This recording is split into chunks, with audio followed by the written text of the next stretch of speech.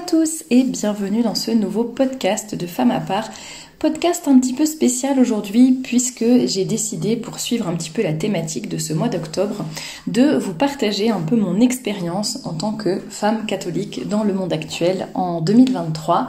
La thématique, vous le savez, de ce mois d'octobre, c'est donc être une femme catholique en 2023 dans la société actuelle, ce qu'on va réussir à faire, ce qu'on va mettre en place, comment on va un peu maintenir et entretenir notre foi, notre espérance et notre charité, quels sont un petit peu les dangers qui peuvent nous guetter, quelles sont aussi des belles choses que l'on peut accomplir, l'apostolat que l'on peut faire, etc. Enfin, c'est la thématique que nous sommes en train plutôt d'explorer pour ce mois d'octobre. J'espère que cette thématique vous plaît d'ailleurs, et si vous avez des questions reliées à cette thématique, je ferai comme au mois de septembre et j'enregistrerai une vidéo FAQ qui sera publiée le 1er novembre sur cette chaîne avec toutes les réponses à vos questions liées à cette thématique sur la femme catholique, la femme à part en 2023. Donc n'hésitez pas à poser vos questions en commentaire ou bien par email. Alors pour commencer ce podcast par rapport à mon expérience de femme catholique, voilà, dans le monde actuel, je me suis demandé ce que je pouvais partager avec vous, parce qu'à vrai dire, je pense que j'ai été plutôt gâtée par la vie en ayant été baptisée petite, en ayant eu une éducation catholique, vivre dans une famille catholique, etc., être dans des écoles catholiques également. Donc je pense que de ce point de vue-là, j'ai vraiment été privilégiée. Ça m'a aidé à garder une certaine innocence, un certain cadre aussi par rapport, être un peu protégée, on va dire, par rapport à la société actuelle. Donc de ce point de vue-là, c'est sûr que j'ai eu beaucoup de chance. Ça ne veut pas dire que tout est rose ou parfait tout le temps, mais c'est sûr qu'en tout cas, ça aide dans la vie, c'est évident. Puis ça donne une certaine colonne vertébrale, une certaine verticalité. Ça aide également d'un point de vue, je vais dire pas compétence, mais d'un point de vue personnel, voilà, c'est sûr, j'étais dans des écoles où il y avait un bon niveau, etc., même intellectuel et tout. Enfin, ça pousse toujours à faire de son mieux, à ne pas tomber dans la tiédeur, le strict minimum, etc. Donc, de ce point de vue, enfin, au-delà de la foi, il y a eu aussi tout cela qui effectivement, et voilà, j'ai vraiment été chanceuse là-dessus. Et ce que je retiens, c'est par contre que dès que j'étais un petit peu même pas dans l'adolescence, mais peut-être un peu au-delà, mais à peu près, quoi, on va dire, la jeune vingtaine, autour de 18 ans, j'avais vraiment à cœur de ne pas ressembler, je sais pas pourquoi, mais de ne pas ressembler aux catholiques, vraiment, enfin, extérieurement, bien évidemment, pas au niveau de la pratique, etc. J'allais à la messe tous les dimanches, je faisais ma prière, pas de problème, mais d'un point de vue extérieur, je voulais surtout pas qu'on puisse dire, ah, celle-là, elle est catho, elle est coincée, elle s'habille mal, je sais pas quoi. Enfin, il y avait cette chose-là avec les vêtements. J'avais pas du tout envie qu'on me juge sur mon apparence et qu'on me juge mal ou qu'on m'enferme dans cette case catho, coincée, à qui on n'a pas envie de parler, ou c'est la catho de service, etc. On veut la laisser de côté.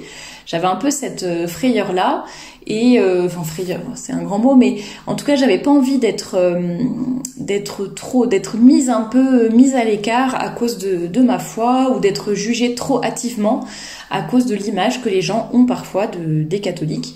Et donc j'essayais, dans mon apparence tout du moins, je cachais pas du tout ma foi, mais par contre dans mon apparence, j'avais pas du tout envie d'être coincée ou je ne sais quoi, comme certaines personnes que je pouvais voir autour de moi dans le monde catho ou à la paroisse. Et voilà comment peut-être a commencé mon histoire avec les vêtements, l'apparence, la signification du vêtement, le rôle, son rôle, le message qu'il fait passer, etc. Donc c'est rigolo quand j'y pense. Mais je pense qu'il y avait aussi beaucoup de respect humain et malheureusement un peu pas forcément de honte, mais en tout cas, j'assumais pas complètement, je pense, et je me sentais pas capable de répondre à toutes les questions. Puis comme je disais, un peu cette peur d'être mise à part. Et puis finalement, en grandissant, en mûrissant, etc., je me suis rendu compte que de toute façon, on pouvait pas se cacher. Et en même temps, c'est ça qui est beau, c'est que normalement, je pense que si on vit notre foi au quotidien et du coup dans tous les aspects de notre vie, eh bien ça va forcément se voir d'une manière ou d'une autre, même si on ne dit pas qu'on va à la messe, même si on ne dit pas qu'on fait notre prière, même si dans nos vêtements rien ne se voit, ou qu'on ne parle pas de religion dans nos conversations, eh bien les gens vont forcément voir une différence. Et en tout cas, j'espère pour vous, si vous êtes catholique, que les gens voient une différence, parce que en principe, il y en a forcément une entre les catholiques et les athées ou les païens, etc. Donc finalement, je pense que la première leçon à retenir, c'est de ne pas essayer de se cacher, puisque de toute façon, si vous êtes un vrai catholique, on va dire, qui vit vraiment sa foi au quotidien, eh bien ça va forcément transparaître dans beaucoup de choses, on en parlera après. Donc ne vous cachez pas. Et plutôt assumez-vous. Alors après, ça ne veut pas dire crier sur tous les toits que vous êtes catholique, voilà, l'afficher partout sur votre bureau, etc. C'est pas tellement ça. C'est plus voilà, le vivre au quotidien, ne pas le cacher, et puis faire un petit peu au fur et à mesure en fonction des gens. J'avoue, je crois que je vous l'ai déjà dit plusieurs fois, mais quand je suis arrivée dans mon premier travail, et il y a 10 ans, et bien, le deuxième, allez. Eh bien c'est vrai que j'avais pas spécialement envie d'être cataloguée non plus, donc je suis pas arrivée en disant coucou je suis catho, parce que je sais qu'il y a beaucoup de gens qui ont des a priori, qui ont un peu des images en tête, etc. Et j'avais pas envie qu'il y ait un peu des présupposés sur moi, donc j'ai pas dit grand chose. Enfin, en tout cas voilà, ça faisait pas partie de mon discours de présentation, on va dire. Mais en revanche, dès que j'ai un petit peu mieux connu mes collègues, que j'étais bien intégrée, enfin vous voyez, au bout de quelques mois, quand j'ai vu que c'est bon, les gens me connaissent pour ce que je suis, puis après voilà, on fait connaissance au fur et à mesure, on apprend à ceci ou cela sur les autres, enfin c'est normal, ils peuvent pas tout savoir d'un coup sur moi, et au bout de quelques mois, voilà, moi j'ai déjà, quand on me demandait, ouais tiens, t'arrives plus tard que d'habitude, oui j'étais à la messe, en semaine, vous voyez, voilà, j'assumais totalement, je disais les choses avec beaucoup de simplicité, après je rabâchais pas les oreilles de mes collègues avec des questions de religion, mais par contre je ne m'en cachais pas, et j'essayais de glisser justement un petit mot de temps en temps, mine de rien, typiquement, ah bah non j'étais à la messe, j'étais pas obligée de le dire, mais justement, ça fait passer certains messages, et voilà, et justement ça rejoint une des choses que je voulais, dont je voulais vous parler dans ce podcast, c'est l'apostolat. C'est vraiment le fait de faire connaître le bon Dieu, de son évangile, etc. Je pense que c'est quelque chose qui passe beaucoup par l'exemple, par notre attitude, etc. C'est pas tellement c'est pas toujours en tout cas les grands discours, mais c'est déjà notre exemplarité. Donc si vous êtes vraiment quasiment toujours de bonne humeur, souriante, que vous évitez de critiquer les collègues les uns dans le dos des autres, si vous voyez toujours le bon côté des choses, etc., que vous travaillez bien, évidemment, que vous êtes honnête, que vous faites bien ce qu'on vous demande de faire, etc., je pense que déjà, c'est des choses qui vont se remarquer. Et puis, les gens ont vraiment soif de connaître et d'apprendre. Donc moi, je sais, une fois que les gens ont compris que j'étais catholique, bah voilà, ils me posaient leurs questions, ils me demandaient ah tiens Thérèse, au fait c'est quoi déjà la confirmation, ou ah tiens c'est quand déjà la Pentecôte, je sais pas quoi, enfin vous voyez, hop, on parle de choses et d'autres comme ça, et ça permet aux gens d'approfondir certains sujets, d'aborder tout ça, donc c'est pas mal. Et puis tout simplement ça permet de mettre certaines limites, alors qui peuvent se faire naturellement de par votre attitude. Moi je sais que ça a toujours très bien marché, les gestes déplacés, les blagues un peu salaces, etc., j'en ai quasiment jamais eu, et le peu de fois où il y a un collègue qui a commencé à dire quelque chose, mais qui était même pas une blague salace ni quoi que ce soit, mais bon voilà, un truc sur mes vêtements et tout qui pouvait commencer à déranger, mais vraiment ça m'a pas vexée, j'ai pas trouvé ça du tout, j'ai pas trouvé que ça dépassait les bornes ni quoi que ce soit, mais justement pour éviter que ça se reproduise, ou qu'ils se permettent après d'aller plus loin dans ces remarques, j'ai quand même été assez ferme sur le coup, mais sans être méchante, quoi, avec un sourire et tout. Je dis non, je suis pas d'accord.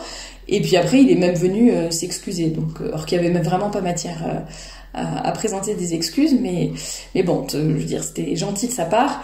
Mais tout ça pour dire qu'en fait, juste par notre attitude, il y a déjà des gens qui ne se permettront jamais certaines remarques ou certaines mains aux fesses ou je ne sais quoi, parce que vous avez une attitude qui fait que en fait, on vous respecte, et on n'osera même pas dire quelque chose en votre présence. J'avais déjà eu d'autres témoignages dans ce sens-là, d'une infirmière notamment, qui pourtant était en uniforme, avec le même uniforme que tout le monde, etc. Et dans le milieu médical, bon, il y a parfois des mains qui traînent, si vous voyez ce que je veux dire. Et elle, c'était la seule à qui on n'avait jamais rien osé faire. Parce que justement dans son attitude, etc., elle avait bien montré que ça, c'était hors de question de lui faire quelque chose de tel. Et voilà. Après, ça veut pas dire que si on vous fait des gestes déplacés ou des blagues déplacées, ça veut dire que vous n'avez pas eu une bonne attitude, ça veut dire que c'est votre faute, etc. Parfois, on a beau être irréprochable, être droite, ne pas se laisser faire et tout ça, et on tombe quand même sur des gros cochons ou des hommes qui de toute façon n'en ont rien à faire, et vous aurez beau être ferme, avoir un regard perçant et les renvoyer bouler, en fait ils s'en fichent et ils continuent. Donc voilà, ne me faites pas dire ce que je n'ai pas dit, mais en tout cas on peut déjà faire énormément de choses par son attitude et par son exemplarité, et apporter aux gens une réponse dont ils ont besoin finalement. Et avoir leur respect et qu'ils respectent ce que vous êtes. Donc moi je sais que ça je l'ai toujours eu. Bon, après ça dépend peut-être des contextes professionnels, mais je parle du travail. Pourquoi? Parce que c'est là où je passe le plus de temps, clairement. C'est là où je passe toutes mes journées. Après j'habite toute seule et voilà, je sors pas très souvent, donc c'est plutôt là que mon témoignage, c'est là où mon témoignage est peut-être le plus parlant, le plus intéressant. Et donc c'est là que je pense que j'ai obtenu de mes collègues carrément du respect pour le fait, pour ce que je suis en tant que personne, et aussi en tant que catholique. Donc je pense que c'est tout à fait possible, sans se cacher, d'assumer sa foi et donc de faire un peu de l'apostolat autour de nous. Et en tant que femme catholique, ce que je pourrais dire, alors, si on reprend un petit peu les 3 axes de la thématique, la foi, l'espérance et la charité, pour moi la foi c'est vraiment quelque chose qui nous soutient au quotidien dans tous les aspects de la vie. Donc ça nous soutient dans le quotidien, ça donne aussi du sens à nos souffrances, aux obstacles, aux difficultés, etc. Ça donne aussi du sens à nos choix de vie, j'allais dire. Ça nous évite de trop se perdre. Enfin, je crois que je vous en avais déjà parlé aussi, mais vous voyez, au début, je voulais pas faire la fille. Bon, c'est vrai que je suis plutôt casanière. Donc pour moi, c'est un effort de sortir. Et puis, j'aime bien me coucher tôt, me lever tôt. Donc sortir après le boulot, rester jusqu'à 18 ou 19 heures au boulot pour attendre les collègues, pour sortir avec eux, faire les happy hours, boire des apéros, je sais pas quoi. Bon, sachant que moi, généralement, je buvais une infusion. Non, bon, ça m'est déjà arrivé de boire un cocktail sans alcool ou je sais pas quoi. Mais bon, vraiment, j'étais pas trop dans ce délire-là d'alcool. Et bon, pour moi, c'était vraiment un effort. Mais je me dis, allez, Thérèse, faut passer du temps avec ses collègues, faut pas être comme ça, faut pas être toujours casanière, faut sortir, faut ceci, faut cela. Enfin bon, bref, je combattais un petit peu un peu mon caractère, mes envies, etc. en me disant, bon, faut aussi sortir. Et en fait, vous voyez, au bout de 2-3 fois, je me suis rendu compte que vraiment, ça me correspondait pas du tout. Enfin, non seulement ça va pas du tout avec mon caractère, ma personnalité, enfin, c'était vraiment, je me faisais violence. Mais en plus, vraiment, mais ça m'apportait rien, quoi. Mais rien. C'était passer la soirée à critiquer le chef ou la chef, boire, enfin pas moi, mais voir mes collègues boire et se saouler, manger des cacahuètes et des olives, rentrer à pas d'heure, mal dormir parce qu'on a plus ou moins pas mangé ou je sais pas quoi, parce qu'il est tard, enfin bon. Ah, c'était vraiment pas pour moi, et même d'un point de vue vraiment purement humain, quoi. Je trouve que ça n'apportait rien, on n'avait pas de conversation intéressante. Enfin, ça, je l'ai réalisé assez vite que c'est pas avec mes collègues que j'allais m'épanouir ou pouvoir me faire de vrais amis. Et je suis contente d'avoir fait le choix de ne pas trop les fréquenter. C'est pas méchant ce que je dis, mais j'ai des très bonnes amies qui étaient donc des collègues, qui sont toujours des collègues d'ailleurs, et qui sont devenus des amis, etc. Pas de problème. Je suis, je pense, très bien intégrée dans mon équipe, ça n'empêche pas du tout. Voilà, je travaille avec tout le monde me connaît, pas de problème, enfin, voilà. Mais ce sont des personnes, la plupart en tout cas de mes collègues, ce sont des personnes avec qui je ne veux pas tisser plus de liens, parce qu'en fait je me suis rendu compte que ça m'aurait trop tiré vers le bas, déjà ça m'aurait rien apporté, et je pense que il n'y a pas de stagnation dans la vie, enfin, c'est soit on avance, soit on recule. Et ça, je pense qu'il ne faut pas avoir d'hésitation trop à identifier ce genre de situation, de personnes, et faire des choix en fonction aussi de notre foi et de ce qu'on veut dans la vie. Ça ne veut pas dire qu'on snobe les gens, ça ne veut pas dire qu'on ne va pas s'intégrer, qu'on ne va pas parler à tout le monde. Moi, vraiment, vous pouvez faire une enquête, je pense, enfin, c'est en toute honnêteté que je le dis, vous faites une enquête, tout le monde trouvera que je suis bien intégrée, que je suis plutôt appréciée, que je travaille bien, enfin voilà, qu'il n'y a pas de problème. Par contre, les gens savent très bien que si, en plus ils me proposent quand même gentiment, s'ils se font des restos, des trucs comme ça, ils me proposent, mais ils savent très bien que la réponse va être non, ou quand on part sur des congrès, des trucs comme ça, moi j'ai besoin de mon petit temps toute seule, j'ai pas forcément besoin d'être avec tout le monde. Et par contre dans la journée, pas de souci, ou voilà, ou sur certains événements, je suis avec tout le monde, je suis le mouvement, etc. Mais voilà, et je pense que ça ne vexe pas du tout mes collègues, ça ne va pas du tout dire que je ne suis pas intégrée, ni que je me mets à part complètement, mais c'est juste que je mets des limites, les limites qui conviennent à ma personnalité et à ma foi aussi, et je ne veux pas non plus être contaminée justement par toutes les critiques, toutes les histoires de bureau, etc. Alors ça, c'est le genre de truc, ça m'agace. Et donc, voilà, moi, c'est un peu la limite que j'ai trouvée. Bon, après, à chacune de voir dans sa vie, etc. Ça peut s'appliquer aussi à la famille. J'en avais parlé dans un podcast spécialisé, mais il y a des gens qui pensent que quand on est chrétien, il faut absolument s'entendre hyper bien avec sa famille, se voir tout le temps, appliquer tout ce que disent nos parents, même quand on a 40 ans, mais pas du tout, en fait.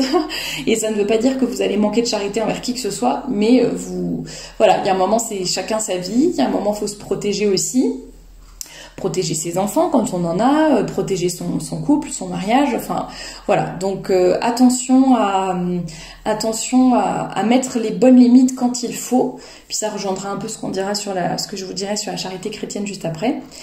Par rapport à l'espérance, moi je trouve que, effectivement, je l'ai déjà dit dans plusieurs podcasts, mais sans la foi, sans l'espérance, je sais même pas comment les gens s'en sortent dans leur vie. Je trouve que ça aide à voir en fait au-delà du bout de son nez et donner un sens à notre vie, toujours prendre du recul et voir plus loin. C'est-à-dire que quand on n'a que son travail, qu'on vit que pour son travail, alors il y en a qui ont un plan de carrière assez précis, donc ils ont, des projets un peu à long terme, etc. Bon, ça ne va pas remplacer le bon Dieu, mais à la limite, ils voient déjà plus loin.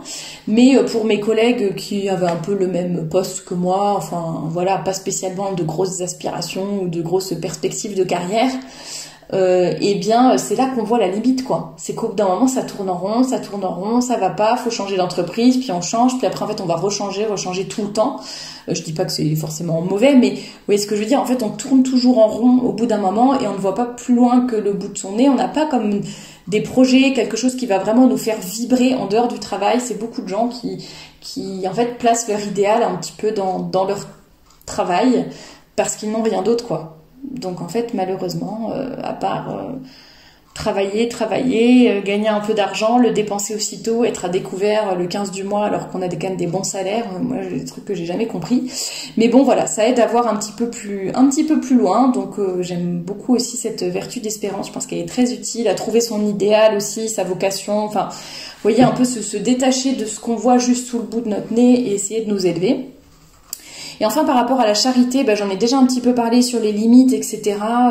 Je trouve que quand on a alors ça peut s'appliquer pour le coup pas que au travail.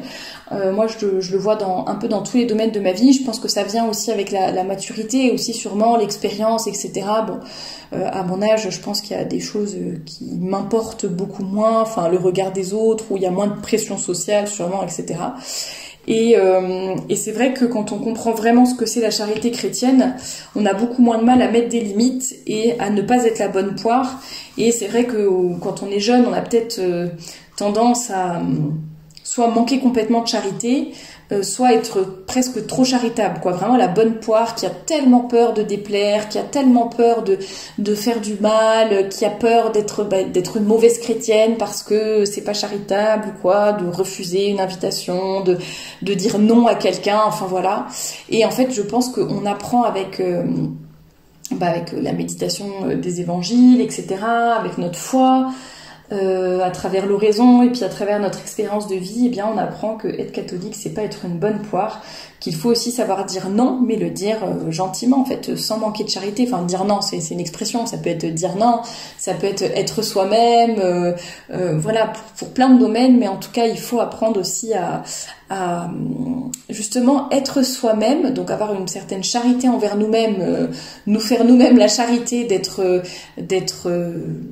d'être vrai, tout simplement, et d'atteindre la vraie liberté comme ça, et le bonheur, parce qu'on sera fidèle à ce que nous sommes, et en même temps ne pas empiéter sur le domaine des autres non plus, enfin savoir faire preuve de charité, mais sans non plus nous faire entourlouper par les personnes, je sais pas, les personnalités toxiques, etc. Et justement, je pense que si on ne cultive pas assez notre foi, on va avoir cette mauvaise image ou cette mauvaise tendance à vouloir être trop gentil avec tout le monde, à vouloir toujours plaire, etc. et à avoir du mal à saisir où est la limite. Là, je le pense notamment, par exemple, par rapport aux personnalités narcissiques ou toxiques ou perverses. C'est vrai que quand on est catholique, on va avoir, on est sensible, etc. On va avoir beaucoup de mal peut-être à mettre des limites ou à se dire que voilà, c'est pas mauvais ou de dire non, de se séparer de certaines personnes, de les éloigner de notre vie, etc. Donc voilà encore peut-être une leçon à tirer en tant que femme catholique dans la société actuelle. Il faut savoir mettre des limites, mais les mettre avec charité. Il faut savoir avoir de grandes aspirations, je pense, et vouloir vraiment accomplir notre vocation. Il faut savoir se protéger sans s'isoler, c'est-à-dire que je le répète, je pense que on peut très bien être intégré dans son voisinage, c'est vrai que j'en ai pas parlé, mais les voisins, les collègues, la famille si votre famille n'est pas catholique, etc. On peut vraiment être bien intégré, bien vu, tout ce que vous voulez, faire partie du groupe, enfin voilà, sans problème, tout en se protégeant et en mettant quand même certaines limites. Ça rejoint vraiment le nom de femme à part. Pourquoi je l'avais choisi, c'est que à la fois quand on est catholique dans ce monde, on est forcément à part, et en même temps on peut être une femme à part entière, et ça n'empêche pas, voilà, être dans le monde sans être du monde, ça n'empêche pas, on peut tout à fait, c'est tout à fait compatible. Et en tout cas moi je pense que c'est l'équilibre à avoir, c'est à la fois être vraiment bien intégré dans notre société, là c'est plutôt au sens restreint, enfin dans notre entourage, la famille, les amis, les voisins, votre entourage professionnel, les mamans à la sortie de l'école, etc. Ou dans vos activités artistiques ou sportives, être bien intégré, mais en vous protégeant et en mettant les limites qui vont vous permettre justement de rester une femme catholique en 2023. Et la deuxième chose peut-être à retenir de ce podcast, c'est aussi le fait de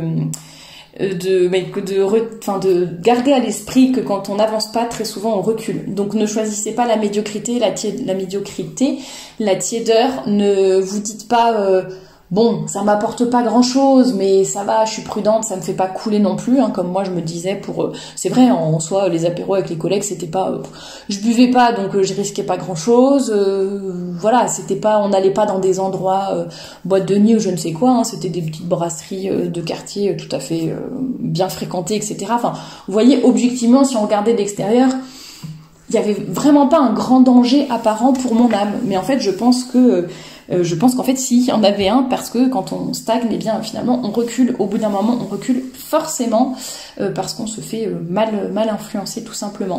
Voilà un petit peu pour ce que je voulais partager avec vous dans ce podcast. J'espère qu'il vous aura plu. Et je vous dis à très bientôt pour une nouvelle vidéo.